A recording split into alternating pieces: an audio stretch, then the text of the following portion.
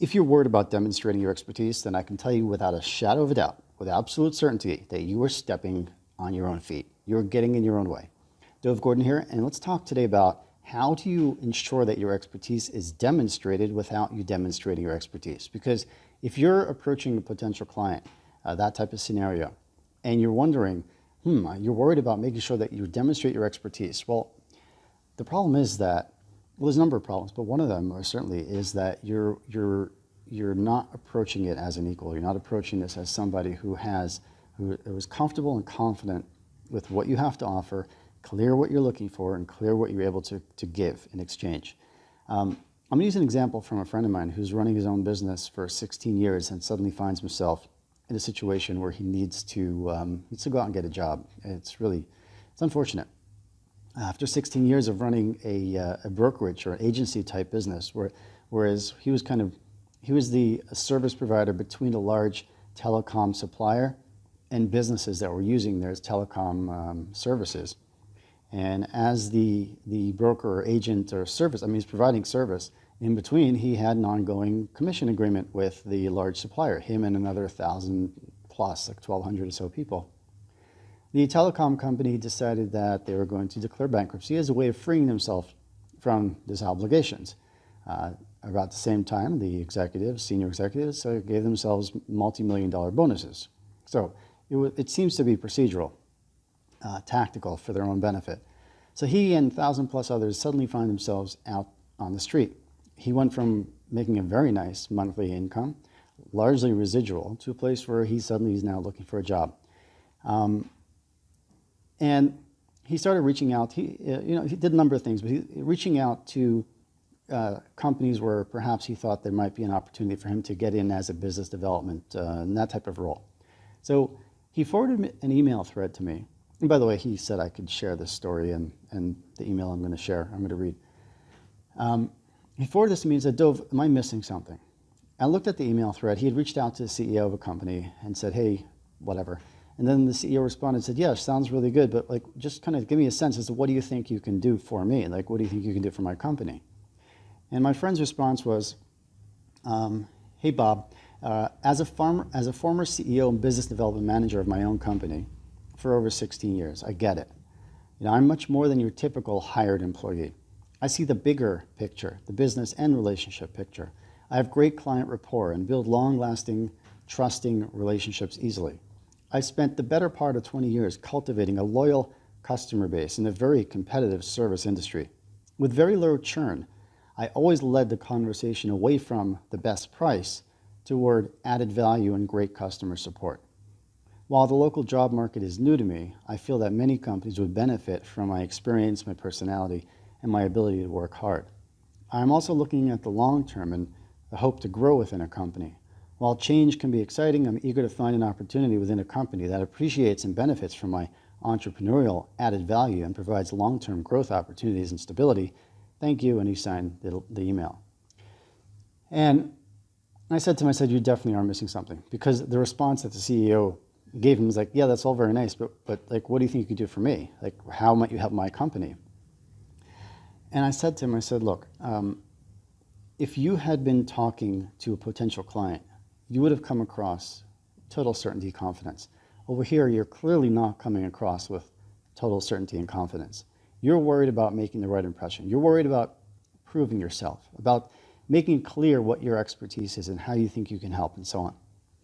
But that's not what he's asking for. He needs to come to get a sense of who you are. The thing is, as I said, your expertise needs to be proven, but don't worry about proving your expertise. It has to come across from who you are, from how you're being. In his case, what I recommended was, I said, look, what this guy needs to know, first of all, he doesn't have any idea why after 16 years you're suddenly going off on your own. Doesn't know that. One of the questions that employees probably would have, one of their concerns would be, employers rather, would be, are you going to just stick with me for a little bit until the next thing comes along, and then you're going to run off and leave us high and dry after putting time and effort into getting to know you and training you? So these are probably some things that they need to come to feel, get a sense for. And these are things you want to get across. And this is what's really important to you. If you're a consultant, an expert, a professional service firm, entrepreneur, business owner, and you're out there in the world trying to build relationships and stand out. Listen carefully to what I suggested he do, right? I said to him, look, and I'm keeping the story short, so I'm relying on some things I haven't yet shared with you. So I said, look, here's what you got to write. You say, look, 16 years ago, I moved from being a school teacher, starting my own, whatever it's called, let's just call it the agency, right?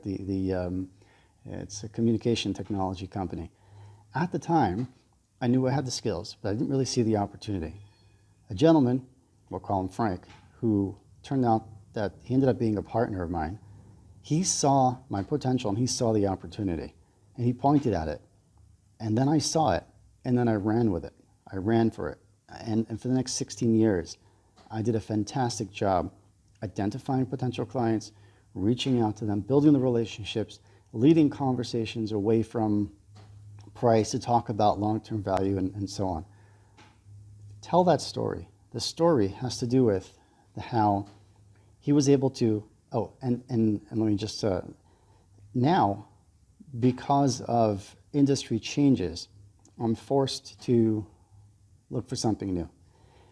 I'm not necessarily the kind of person who is, an automatic entrepreneur, always looking and seeing opportunities and wanting to run after them. But I am the kind of person who, if you can point me to an opportunity that your company sees, I will run after it and build it and come back and collaborate with you and with the market, close deals, build long-term relationships, and you'll watch lots of things happen.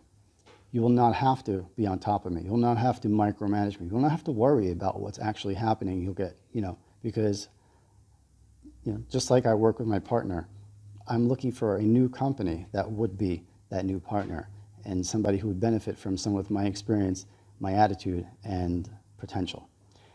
I'm kind of giving that the gist of it. I'm not, worked with him on that a little bit more detail. But what you can see here is you got to understand, what is it that your ideal clients need to come to know about you, to believe about you? And then don't worry about telling them. Don't worry about demonstrating it. Don't worry about proving it to them. Just be it. Be that way. If you're being that way, that will come across. They will pick up on it. Instead of saying things like, I see the bigger picture, I have a client rapport and build long-term lasting relationships, tell your story in a way that highlights what matters to them. And in this case, if you're looking for a job, what many CEOs would want is somebody that I know that if I point them in a direction towards an opportunity that we see, that then they're going to go and make it happen, right? And that also kind of alleviates any fears or concerns that you're just doing this as a job along the way till you get back on your feet and you run off and do your own thing. So that's a very specific example of how we looked at his unique situation. Now, usually I'm not talking to people who are looking to get jobs or, to looking for a job. We're talking about consulting. You're a solo consultant, expert, professional, service firm owner. You have your own story. You have your own history, ideas, and so on that also need to be demonstrated. Your story needs to be told in a very similar way. And that's what you need to figure out how to do. And if it's something that you might want some help with, you can reach out to me, Dov Gordon, at dovgordon.net.